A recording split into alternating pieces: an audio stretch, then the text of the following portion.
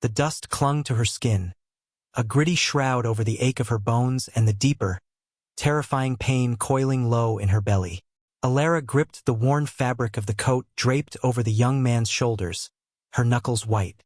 Behind them, the sounds of pursuit had faded hours ago, swallowed by the vast, indifferent emptiness of the territory.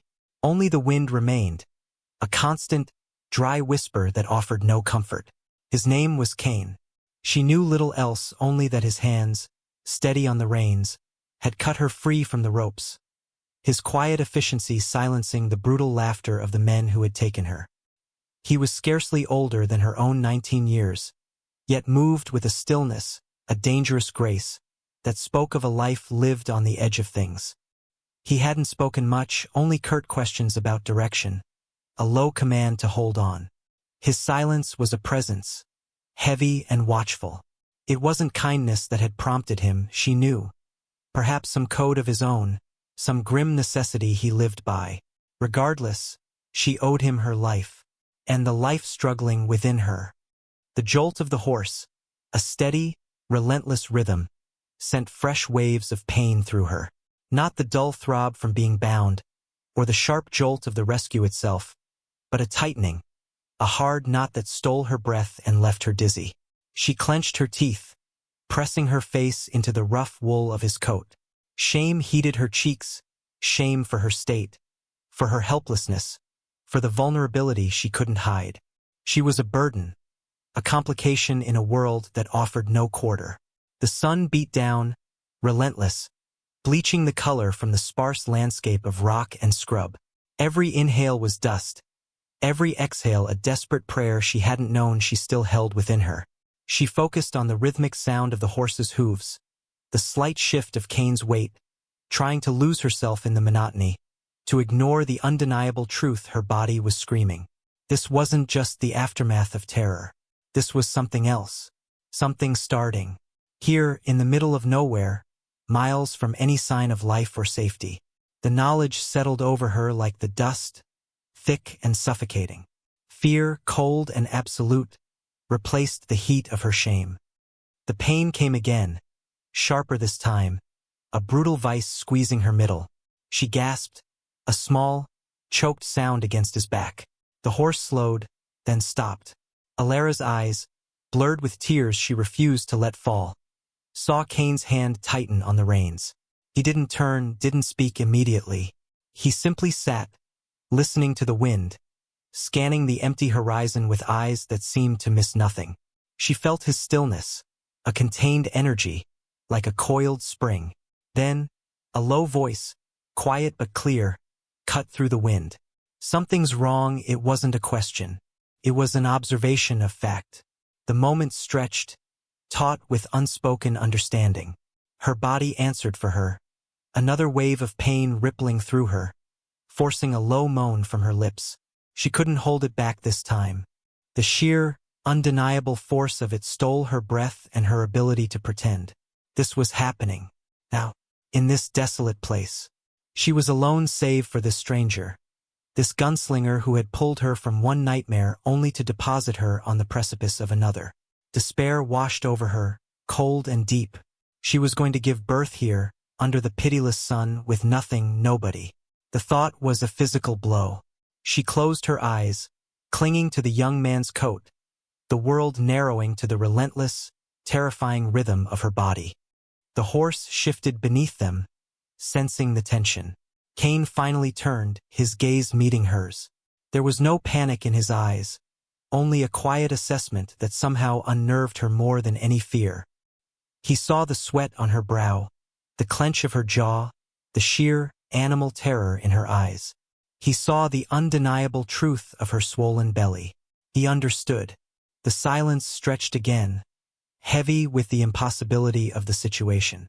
She wanted to speak, to beg him to keep moving, to find somewhere, anywhere, but the words caught in her throat, strangled by the next surge of pain. It was stronger this time, a wave that crested and broke, leaving her breathless and trembling. He dismounted in one fluid movement, his gun belt shifting slightly on his hip. His movements were economical, devoid of wasted effort. He reached for her, not with gentleness, but with a firm, practical grip on her arm, helping her slide down from the horse's back. Her legs buckled, weak and trembling. He steadied her, his touch impersonal but steady. "Can't ride like this," he stated, the obvious truth hanging between them. He scanned the immediate surroundings again, his eyes sharp, assessing the meager cover offered by a cluster of rocks.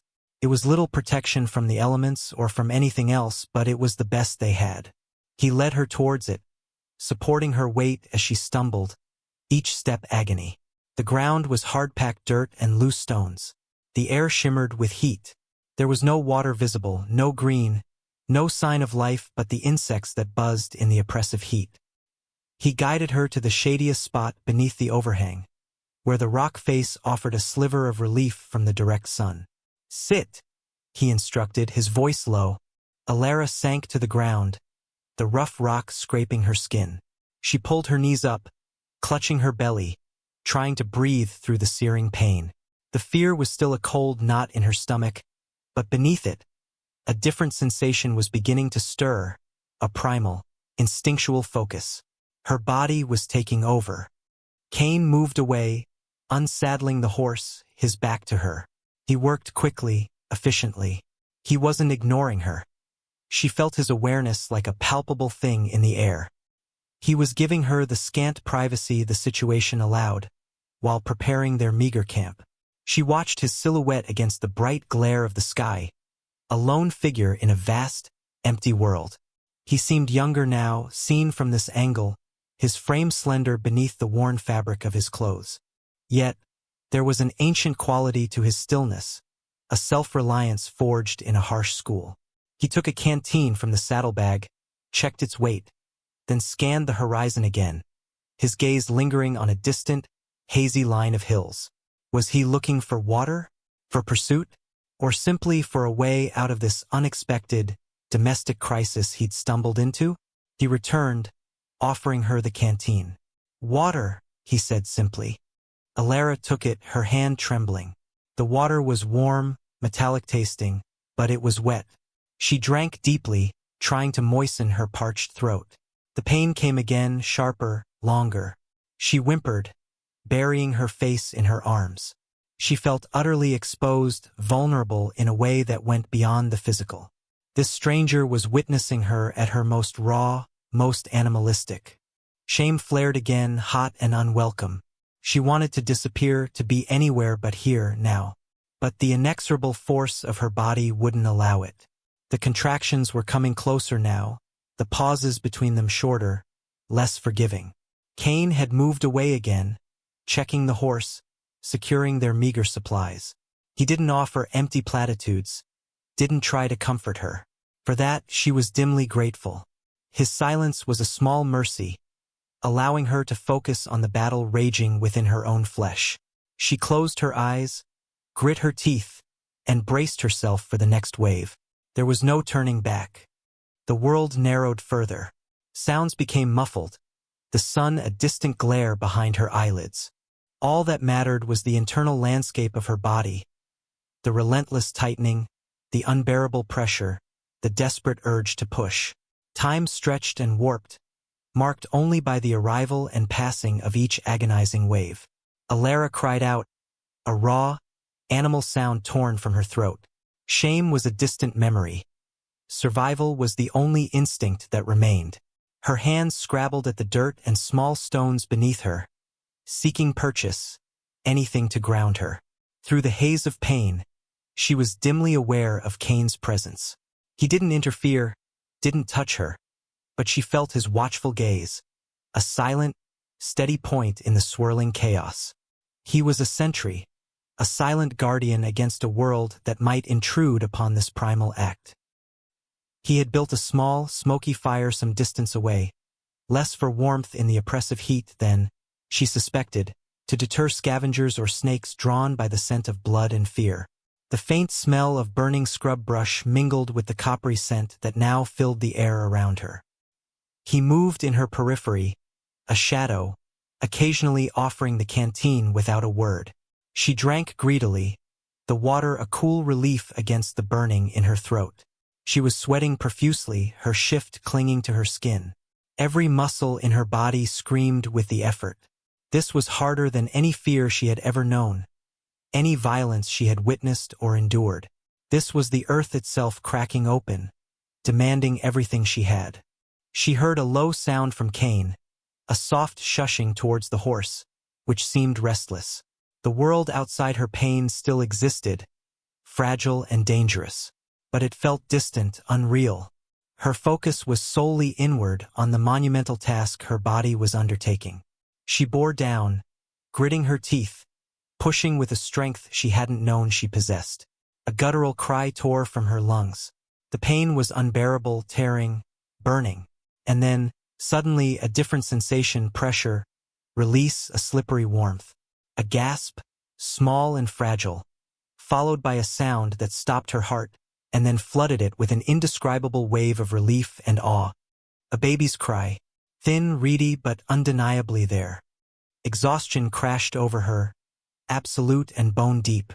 She lay back against the rock, trembling, the world slowly righting itself. Her eyes, heavy and blurred, focused on the small, wriggling form lying between her legs. It was tiny, slick with fluid, impossibly real. A baby. Her baby. She reached out a trembling hand, her fingers brushing against the soft skin. The baby cried again, louder this time, a sound of life piercing the silence of the desert. She felt tears track through the grime on her cheeks, tears of pain, of relief, of something too profound for words. She was alive. Her baby was alive. Silence settled again, broken only by the baby's cries and the distant hiss of the small fire. Alara lay still, utterly spent. The sun was beginning to dip towards the horizon, casting long shadows across the barren landscape. The air was cooling slightly, though still warm.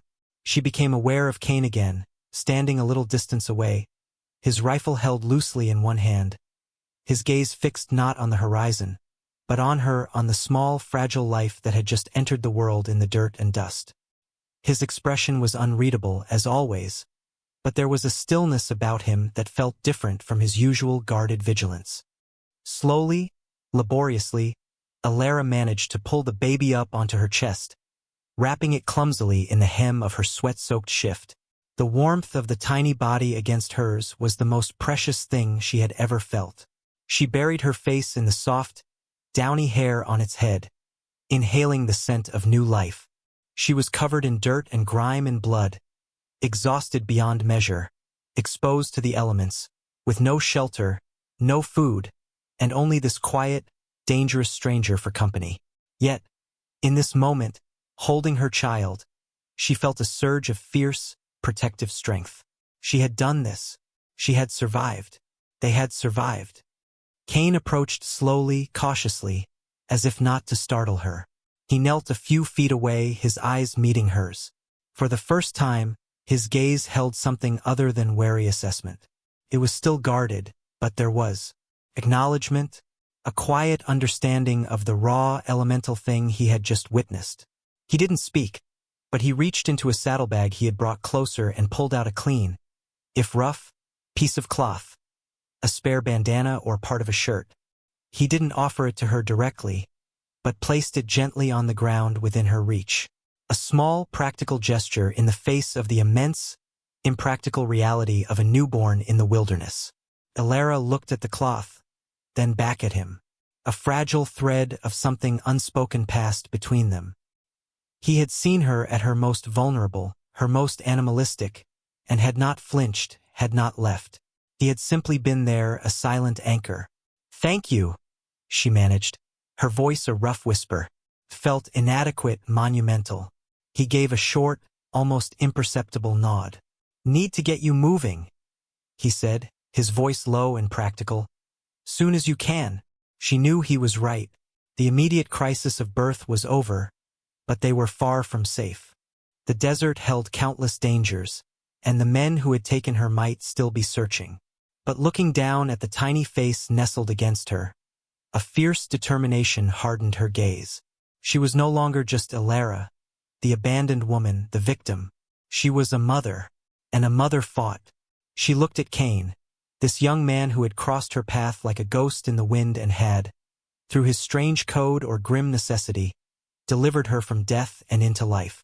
The trust between them was not born of words or shared history, but of blood and dust and the silent, shared witness of a miracle in the face of despair.